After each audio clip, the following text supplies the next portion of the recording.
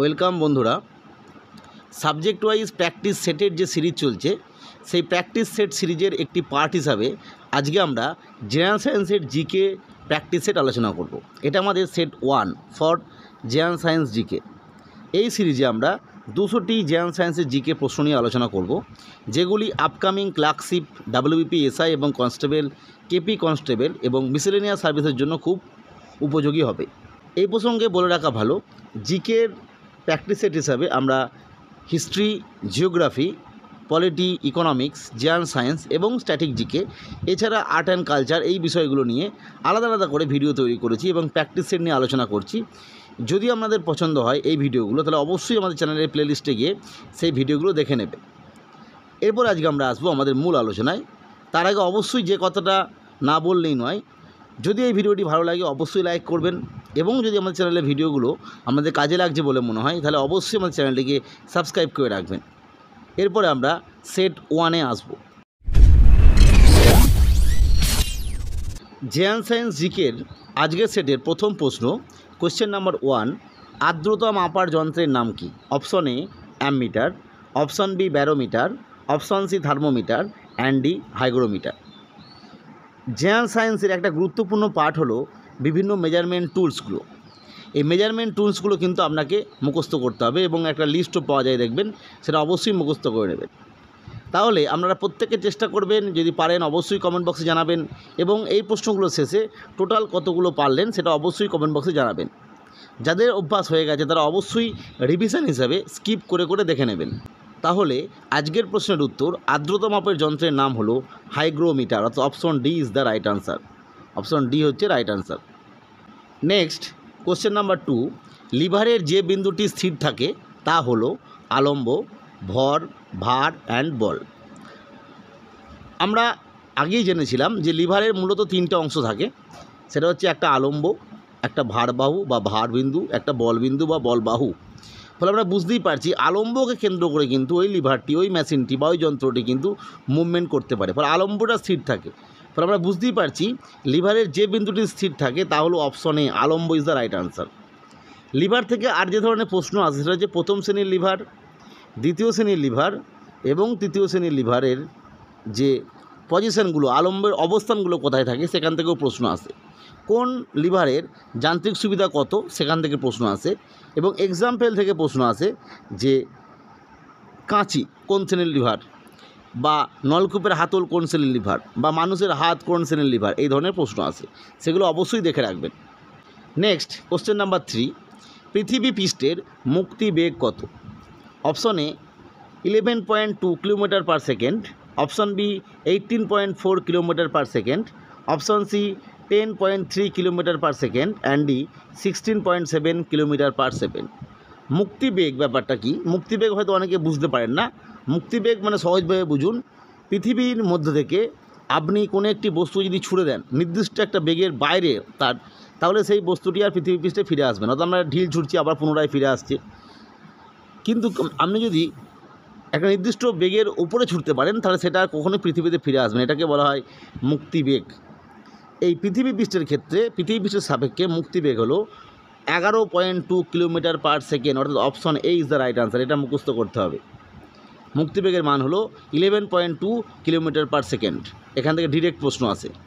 Next question number 4, thyroxine hormone গঠনের জন্য কোন খনিজটির প্রয়োজন হয়? অর্থাৎ কোন খনিজ মৌলের জন্য থাইরক্সিন গঠন দরকার? Option A iodine, option B calcium, option C potassium and D iron. এই প্রশ্নটি ঘুরেও আসে যে আয়োডিনের অভাবজনিত রোগ কী? যাই হোক, থাইরক্সিন হরমোন গঠনের জন্য প্রয়োজন হচ্ছে option A iodine. Iodine is the right answer. Next question number 5, সূর্যের আলো থেকে কোন ভিটামিন সংশ্লেষ হয়? Option A vitamin A, option B vitamin C, option C vitamin D and D vitamin B. সূর্যের আলো থেকে কোন ভিটামিন সংশ্লেষ হয়, এই ধরনের প্রশ্ন, ডিরেক্ট এই ধরনের প্রশ্ন ভিটামিন, হরমোন এখান থেকে আসবে। অবশ্যই আপনারা চেষ্টা করবেন, মনে রাখতে হবে সূর্যের আলো থেকে ভিটামিন ডি সংশ্লেষ, অর্থাৎ option C is the right answer. Hormone থেকে আরও প্রশ্ন আসে যে ভিটামিন থেকে কোন ভিটামিনের রাসায়নিক নাম কি, বা ভিটামিন বি কমপ্লেক্স যেটা রয়েছে তার মধ্যে যে অন্যান্য ভিটামিনগুলো রয়েছে কমপ্লেক্স ভিটামিনের মধ্যে, তার সায়েন্টিফিক নেম অর্থাৎ রাসায়নিক নাম কি, এখান থেকেও প্রশ্ন আসে। নেক্সট কোশ্চেন নাম্বার 6, বিদ্যুৎ প্রবাহের একক কী? Option A volt, option B coulomb, option C ampere and D tesla. এই ধরনের ইউনিট থেকে প্রশ্ন আসবে ডিরেক্ট।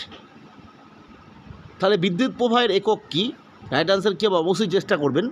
রাইট আনসার হবে অপশন এ অ্যাম্পেয়ার, অর্থাৎ বিদ্যুৎ প্রবাহের একক হলো অ্যাম্পেয়ার। নেক্সট কোশ্চেন নাম্বার 7, সূর্যের আলো পৃথিবীতে আসতে কত সময় নেয়? Option A 3 minute, option B 8 minute, option C 3 second and D 8 second. মনে রাখতে হবে সূর্যের আলো পৃথিবীতে আসতে সময় নেয় অপশন বি অর্থাৎ 8 মিনিট। এই ধরনের প্রশ্ন বহু পরীক্ষায় এসছে, এটা অবশ্যই প্রিভিয়াস ইয়ার একটা কোশ্চেন।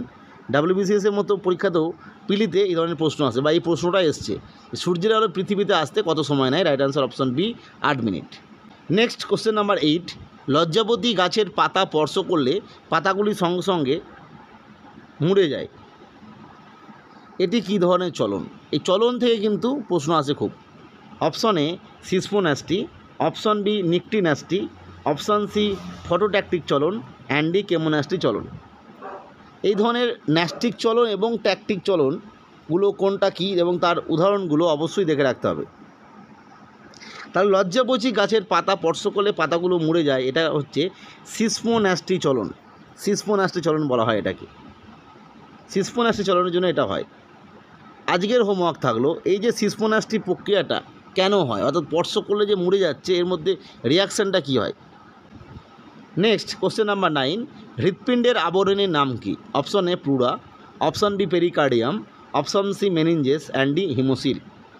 এই ধরনের আবরণের নাম থেকে প্রশ্ন আসে যে ফুসফুসের আবরণের নাম কি, হৃৎপিণ্ডের উপরের স্তরে আবরণের নাম কি, কি হৃৎপিণ্ডের যে আবরণ রয়েছে সেটা 3টে স্তর আছে, সেই একদম ভেতরের দিকে স্তরের নাম কি, এই ধরনের প্রশ্ন আসে। তাহলে হৃৎপিণ্ডের আবরণের নামকে অবশ্যই আপনারা চেষ্টা করবেন।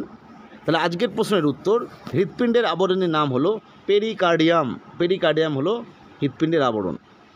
Next question number 10, carbon monoxide এবং হাইড্রোজেনের মিশ্রণকে কী বলে, অর্থাৎ COH2 এর মিশ্রণকে কী বলা হয়? Option A methane gas, option B প্রাকৃতিক gas, option C water gas and D producer gas. খুব important, methane gas, water gas এবং প্রডিউসার গ্যাস খুব ইম্পর্টেন্ট। এছাড়া প্রাকৃতিক গ্যাস হিসাবে CNG এগুলোও কিন্তু ইম্পর্টেন্ট। যাই হোক, এই CO এবং H2 মিশ্রণকে কী বলে তার আগে বলে দেওয়া ভালো। COর সঙ্গে নাইট্রোজেনের যে মিশ্রণ সেটাকে বলা হয় প্রডিউসার গ্যাস। এই দুটো গুলিয়ে ফেলেন অনেকে। CO এবং নাইট্রোজেনের মিশ্রণ হচ্ছে প্রডিউসার গ্যাস এবং CO সঙ্গে হাইড্রোজেনের মিশ্রণ হচ্ছে ওয়াটার গ্যাস। আর মিথেন গ্যাস তো আমরা জানি CH4। ফলে বুঝতেই পারছি আজকের প্রশ্নের উত্তর CO কার্বন মনোঅক্সাইড এবং হাইড্রোজেনের মিশ্রণকে বলা হয় ওয়াটার গ্যাস।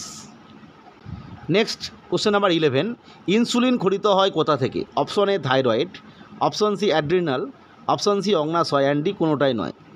এটা একদম সহজ প্রশ্ন, সিম্পল প্রশ্ন, কিন্তু এই প্রশ্নটা ঘুরিয়ে আসতে পারতো, একটু শক্তভাবে দিতে পারতো। সেটা হচ্ছে ইনসুলিন ঠিক কোথা থেকে খরিত হয়।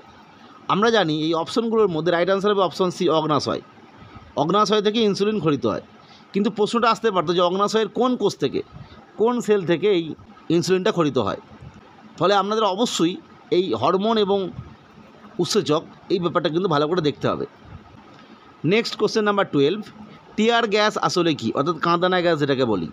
Option A carbonyl chloride, option B nitrous oxide, option C methane and D oxygen ও নাইট্রোজেনের মিশ্রণ। টিয়ার গ্যাস এবং লাফিং গ্যাস খুব ইম্পর্টেন্ট। এই দুটো গ্যাস থেকে আপনি একটা প্রশ্ন পেতেই পারেন, মিথেন থেকে একটা প্রশ্ন পেতে পারেন, ওয়াটার গ্যাস প্রডিউসার গ্যাস থেকে একটা প্রশ্ন পেতে পারেন। এগুলো কিন্তু কমন প্রশ্ন, এই জায়গাগুলো আপনাকে পড়তে হবে, বিভিন্ন পরীক্ষার জন্য ইম্পর্টেন্ট। তাহলে টিয়ার গ্যাস হচ্ছে অপশন এ, কার্বনিল ক্লোরাইডকে বলা হয় টিয়ার গ্যাস, আর নাইট্রাস অক্সাইড হচ্ছে লাফিং গ্যাস, আর মিথেন তো আমি একটু আগে বললাম CH4, যেটাকে আমরা মার্স গ্যাস বা বায়োগ্যাস হিসাবে ব্যবহার করি বা বলি আর কি। তাহলে টিয়ার গ্যাস হলো carbonyl chloride. Next question number 14, অভিকর্ষজ ত্বরণের মান নিরক্ষীয় অঞ্চল থেকে মেরু অঞ্চলে বেশি, কম, অপশন সি একই অ্যান্ড ডি বলা সম্ভব নয়। অভিকর্ষজ ত্বরণের মান এই নিয়ে বহু প্রশ্ন আসে বিভিন্নভাবে। 1 নম্বর প্রশ্ন যেটা দেখতেই পাচ্ছেন যে নিরক্ষীয় অঞ্চল থেকে যদি মেরুর দিকে যাওয়া হয় সেক্ষেত্রে কী হবে। 2 নম্বর এরকম প্রশ্ন থাকতে পারে যে সমতল থেকে যদি আমি পাহাড়ের দিকে যাই সেক্ষেত্রে কী হবে, পাহাড়ের উপরে গেলাম সেক্ষেত্রে কী হবে। 3 নম্বর এরকম প্রশ্ন আসতে পারে যে পৃথিবীর যে পৃষ্ঠ থেকে যদি কেন্দ্রের দিকে যায়, অর্থাৎ পৃথিবীর যে কেন্দ্র রয়েছে সেক্ষেত্রে কী হবে, এই ধরনের প্রশ্ন আসবে।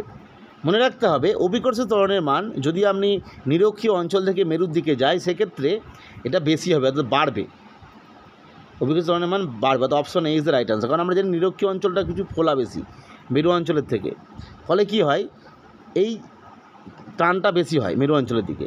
আর যদি নিচে থেকে পাহাড়ের ওপরে যাওয়া হয় সেক্ষেত্রে মনে রাখতে হবে অভিকর্ষের ত্বরণের মান কমবে, অর্থাৎ ওজনও কমবে। সেটা দেখুন পাহাড়ে গেলে নিজেকে হালকা মনে হয়।